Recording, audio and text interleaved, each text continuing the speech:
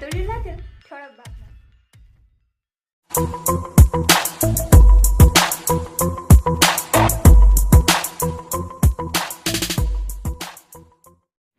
जागृती कारखान्याचा गाळप हंगामाची सांगता कामगारांनी केला जल्लोष।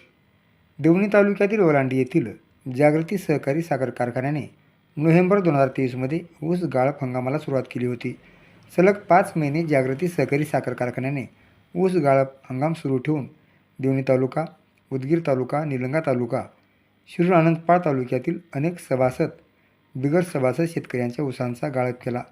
7 एप्रिल रोज रविवारी जागृती सहकारी साखर कारखान्याचा 2023-24चा गळीत हंगाम संपल्याचे कारखान्याकडून जाहीर होताच ऊस कामगारांनी 7 एप्रिल रोज रविवारी सकाळी 11 वाजता ओलांडी येथील छत्रपती शिवाजी महाराज चौकात जल्लोष साजरा केला।